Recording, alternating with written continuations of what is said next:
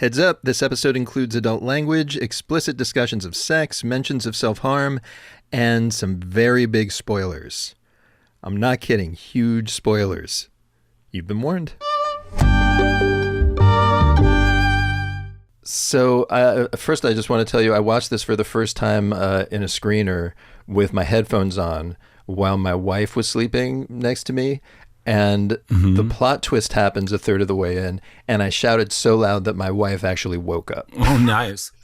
I like that. And I'm betting some version of that happens in like every screening that you've attended. Tell me. Yeah, there's a lot of gasping in that moment. Wait, but is this podcast going to come and ruin everybody's surprise before the movie? Like, I can't believe this is the first question. It's like, when it's like, this is supposed to be a fucking secret, man. First of all, we put at the beginning that there might be spoilers. And second of all, I haven't said what happened. I'm just saying that there's a plot twist. Oh, shit. Okay, let's take it back. You gave it up. Let's take it back then. I'll just bleep that part out. That is filmmaker Sebastian Silva. And even if you know the secret twist, his movie Rotting in the Sun is full of surprises. It's the story of a filmmaker named Sebastian Silva, played by Sebastian Silva, who's moping around Mexico City, successful but depressed. Then, at a nude gay beach, he meets a jovial Instagram influencer named Jordan Firstman, played by jovial Instagram influencer Jordan Firstman. They're an unlikely team. This fucking drama queen, I want to kill myself, suicide bullshit. Like, honestly, Sebastian, it's like you think you're edgy, you're not edgy. Why am I even arguing with you? Like, look at you. You're literally a clown. Sebastian, you can't hurt me because I'm happy. I'm a happy clown. But Sebastian agrees to create a show with the guy until the twist happens. And the movie suddenly goes from showbiz send-up to Hitchcock thriller to a black comic takedown of the privileged. I'm Rico Galliano, and this is the MUBI Podcast. MUBI's the curated streaming service that champions great cinema. On this show, we tell you the stories behind great cinema. Season 5 is in the works. Meanwhile, here's a very fun special episode for you. It is my interview with Sebastian Silva. Rotting in the Sun is the latest of his dark, very funny films to cause a buzz at Sundance. It's in U.S. theaters now, and it starts streaming on MUBI in all its satirical, hedonistic glory Friday, September 15th. You are going to hear us talk about the movie's already infamous nude and unsimulated sex scenes, why self-mockery is essential, and about how audiences reacted to the plot twist, which, spoiler alert, seriously, I'm going to give away right now because we just couldn't seem to stop talking about it through the whole conversation. So here it is, about a third of the way through the film, out of nowhere, Sebastian's character, who is the hero, mind you, gets killed. No, yeah, it's been like a lot of gasping, and like people text after 20 minutes that I'm dead. They're like, "Wait, did you die?" And I'm like, I'm wrapped in plastic, man. Like, I'm so dead. Yeah. Tell me what that felt like, getting that reaction at the first screening when basically nobody could have possibly predicted what they were in for. Yeah, I mean, like, you watch the movie so many times in the editing room, and like you're so used to the twists and turns of your movie that then you forget that people are actually watching this for the first time. So in Sundance, of course, I was like, I was nervous for that moment for sure. It turns into a whole different movie in a way, But people ride that turn pretty smoothly. I mean, they do gasp, but then they don't really have time to like think. Yeah. They just have to like engage immediately with Senora Vero's fucking problem. She has a dead body in the rooftop. Let's step back to the genesis of this movie. My understanding is this movie came about after a meeting with Jordan Firstman in Mexico. Tell me about that meeting. Where were you at emotionally? How did you then meet? I do need to fact check that because that's totally fake news. This movie was like way on the works before I met Jordan or knew about his existence. I had been working in this movie for a while, and the character that Jordan plays was not necessarily going to be an influencer. I didn't know what kind of gringo was going to be, but it was definitely going to be a despiteful gringo. I thought it could have been like maybe a real estate kind of bro that goes to Mexico during the pandemic to buy property in Mexico. So it wasn't really defined what this annoying gringo was gonna do or be exactly, And then I did meet Jordan in that plaza one day randomly. He was like there with a hookup that he had sex, like, I don't know, the night before or something. And I knew this guy. He was in the neighborhood. We both have dogs, so we were just chatting.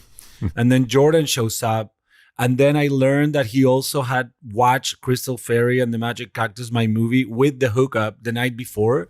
So it was all very kind of serendipitous and coincidental. And then that night he invited me to have dinner with him and some friends. And that night I saw like Jordan in full display, like just talking about himself, showing his Instagram, talking about his sudden fame and his like semi-cancellation, like whatever. Like he was just like oversharing like details about his sexual life, just like being like big and loud like Jordan is. And then I went home and like it just like he stayed with me, like he's sort of like taken fame and also like his paradoxical nature of like being so ridiculous but also so self-aware that I'm like, do you know how you come across? I don't understand this. Like, but anyway, yeah, after a couple of weeks, I call him and I'm like, hey, would you be down to play a role in my movie? But it's you. And we are going to make fun of you, not even ironically. Like, we are actually going to make fun of you and what you do in your life. And I would like to use your Instagram account. And on top of that, would you have sex? Like explicit sex on camera? And like he was like, yeah. Anyway, so like you're gonna need to follow me on Instagram to like fully understand the scope of the show. Mm-hmm. But like think of it like Curb Your Enthusiasm, but positive. Mm-hmm. And like everyone's the host, which is cool. Like no one's ever done that before. It's called You Are Me. I don't know, man. It's like I can't really hear your movie pitch right now, so focused, because I almost fucking drown and like I'm still shaky and like. I'm sorry, hurts. I've like never met someone so obsessed with drowning. He took it with such a great sense of humor and like he didn't give a fuck about his image in a way that it was so refreshing, but also very contradictory to what you might have thought after you see his Instagram, Yeah. Have you ever talked with him since then about why he felt it was okay for him to say yes to that? Well, I think like he knew my movies, so that helped. He had shown Crystal Fairy to a stranger the night before we met. So I think he held certain admiration for my work. And I don't know, man, we got along, we're both kind of funny and cynical and like, it made sense, why would he say no? Well, I mean, because people have egos and, that's one thing to make fun of yourself on Instagram or something, but it's quite another. I mean, this is like a pretty, in a lot of ways, very incisive and brutal satire of what he does. Yeah, it's pretty brutal. But like the thing is like we're making fun of everyone, I'm making fun of myself the first. I'm throwing shit at myself. I'm throwing shit at Senora Vero, Mateo, Mexico, social media, life in general. The movie's called Rotting in the Sun. It's like, it is a misanthropic sort of comedy, so everyone and everything in it will get trashed. Where does that come from? Because I've heard you say this before, that it is like you're straight up telling me that it's misanthropic. Why? Yeah, because like what there's to love about humans. No, I'm kidding. I just like, I don't know, man. Like, I'm very critical, and I do have a sense of humor. And I think I was inspired in Mexico to like be really blunt about my negative sort of feelings about myself, my entitlement and my privilege and my boredom, like the existential sort of dread that privileged artists go through, And I find that to be very rotting compared to so many other realities. And so I'm like, yeah, let's make fun of myself, like it's so easy to make fun of like people that think unlike you, it's so easy to, I don't know, make fun of Republicans or to make fun of conservatives, like it's, or right-wing, like really crazy right-wing people. It's like, especially for the audience that will go to watch my movies, probably 95% think alike me, So it's like, what if I, instead of trashing the obvious, I just trash myself? I think we believe the problem is somewhere else, but we also held huge responsibility about the trouble with being born. It's like we are part of the problem as well. Even though we have like liberal thoughts, we're not willing to sacrifice our comfort, for the sake of other people. And like that is a reality for everybody that has more money than other people. And it seems to be human nature, You said that you specifically felt that way in Mexico. What was happening in Mexico to you that put you in that mindset? No, I mean, like, to be completely honest, I felt this way my entire life, I've made movies that are, well, not as overtly misanthropic as this one. But I've made a lot of movies where death is sort of like an option to a miserable life, where it's like, why is death worse than a painful existence, It's not like my full worldview, basically. I remember once one critic said that if I had a little less of a negative worldview, maybe I'll be more successful. And I had it like would maybe bleed into the mainstream. I believe I'm doing it with humor, I don't intend to like make people feel shitty about themselves or shitty about life, but I do like a good dialogue. I think it's the conundrum of like a privileged life that is like you kind of are not entitled to suffer, to truly suffer. I mean, of course you do, but I do feel like this is kind of in the air, though. People who listen to this podcast are probably getting bored with me mentioning this, but it's true. It's like I talked to Todd Field. We were talking about Tar. That's a movie about a privileged artist who's like behaving badly. The last episode of the show was about Passages. The main character is a prickly, difficult filmmaker who behaves badly. Maybe a lot of artists are thinking about the nature of what they do and how much it matters. I mean, it's possible. I mean, personally, I just wanted to do something that felt vulnerable, for real, and put myself in it, or a version of myself, kill that version of myself, or explore it very like thoroughly and see what happens. I wasn't expecting the results that this movie's been having since Sundance. It's like the reception has been so warm and like very enthusiastic. People feel very refreshed and excited about it. Yeah, I don't think I've ever had like such a reaction with my films. It's fun, despite all the darkness that we've just been talking about. I mean, like just on its surface, it's pretty fun. It's a romp. Yeah, it's a comedy, It's conceived as a comedy. It's like the second comedy I've ever made. Seeing this, it like doesn't. I read somewhere, you can tell me if this is true or not, that at some point you were actually in Hollywood pitching Steven Spielberg. Oh my God. That's a really long story. It's like a whole nother podcast, I think, which actually I wrote a screenplay of. It's called May I Talk to Steven Spielberg? And that's a comedy as well. But it is true. When I was 19 years old, I came to LA looking for Steven Spielberg to pitch him a project that in my mind would save humanity from itself. And that's all I'm going to say. Of course, I failed. But I found his mother and stalked her a little. Oh my God. I know. Would he remember this?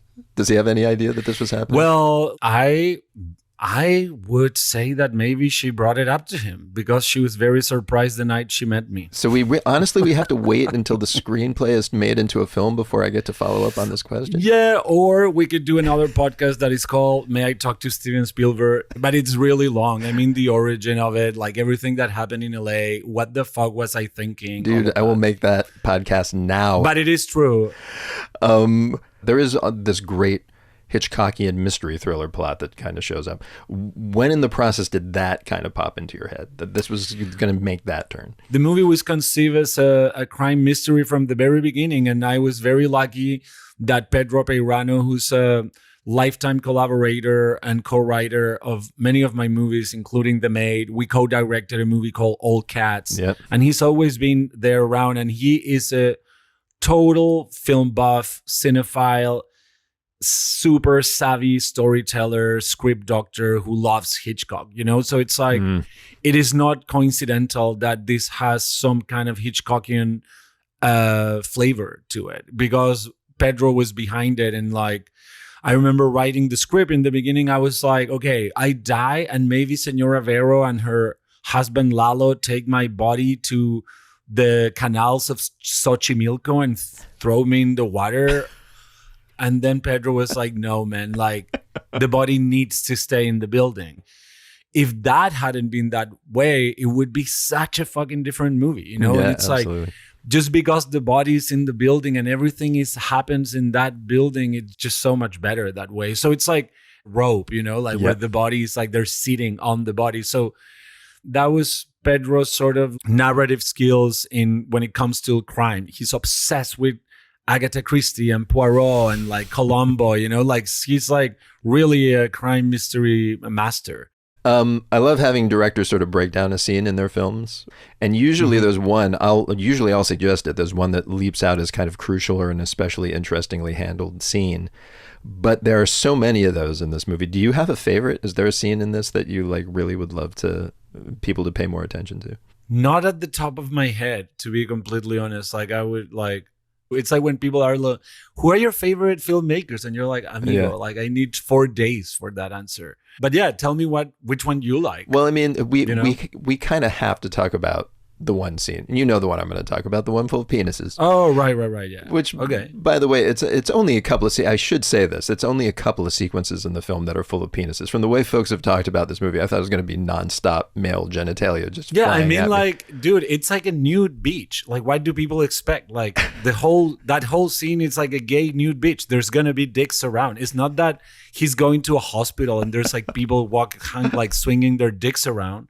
It's like, it makes total sense. There are dicks there because they're at a gay nude beach, a crowded gay nude beach. That's where dicks are at. So it's that's like where all the dicks are. Yeah, that's where all the exposed dicks are, you know. So yeah, I mean, like, yeah, let's talk about the penises. I thought it was funny. I thought it was just brought comedy to the story, you know. I think it sort of places Jordan in a very specific sort of atmosphere and environment of like an hedonist, you know. He's just having the best time. He just wants to fuck. He wants to do drugs. He wants to do TV shows, enjoy his fame.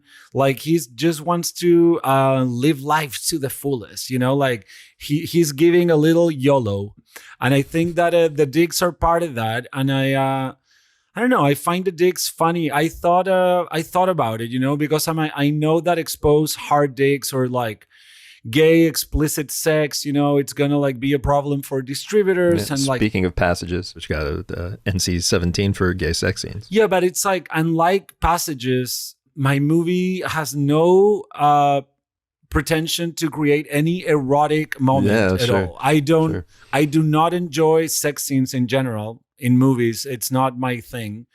I have never put a sex scene in a movie before. I've made so many.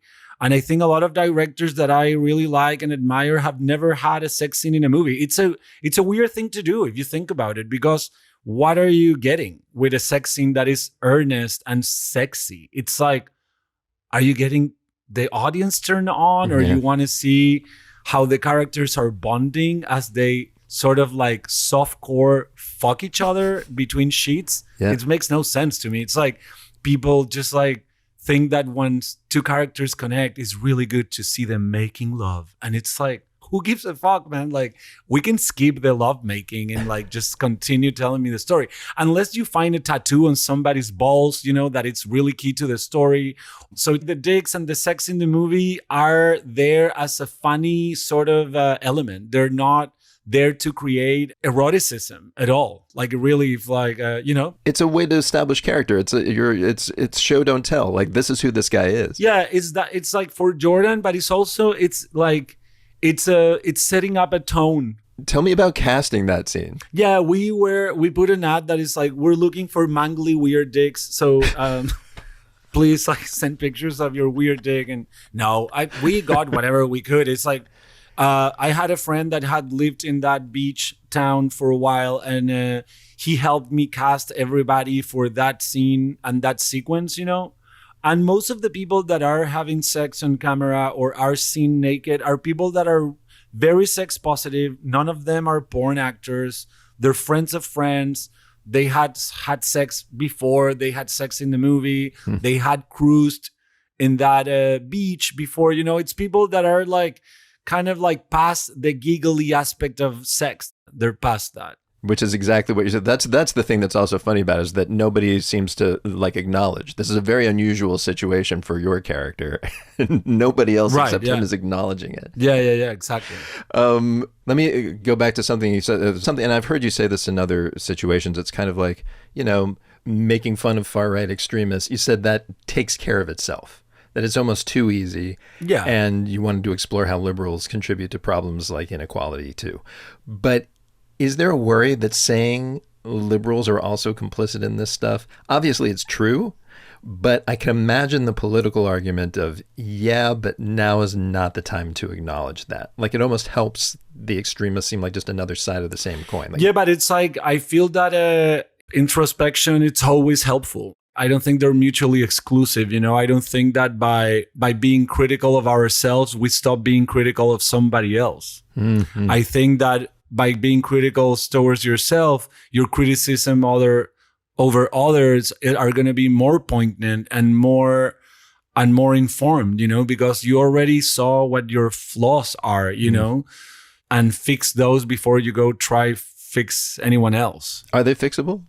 Yeah, I think it's definitely an ongoing endeavor that will never end. I don't think that you'll be like 61 and you're like, oh, wait. This is how it feels to be completely resolved. I don't think that's ever going to happen. And I don't think we will ever find full satisfaction. And I think that's the trick, to sort of live with uncertainty and with imperfections. But I think that most importantly is that your imperfections are not affecting anyone else. That's key, because then people have to defend themselves. You shouldn't do anything that makes other people have to defend themselves. That's my prerogative. Sebastian Silva, Rotting in the Sun, is in U.S. theaters now, and it hits MUBI on September 15th. We didn't even get into the issues of class and immigration that this movie grapples with. It is the whole package. Check it out. And speaking of class, coming soon to this podcast will be my interview with UK filmmaker Ken Loach, who has been telling the stories of working people for decades. He's a total legend. Follow us so you don't miss it. Meanwhile, this episode of the MUBI Podcast was hosted, written, and edited by me, Rico Galliano. Kira McKenna produced it. Stephen Colon recorded and mastered. Yuri Suzuki composed our theme music. And the show is executive produced by me, along with John Baranachea, F.A. Eckerell, Daniel Kasman, and Michael Taka. If you dig the show, leave a 5-star review on your app of choice, won't you? And of course, to watch the best in cinema, subscribe to MUBI at MUBI.com. Thanks for listening. Now go watch the movies.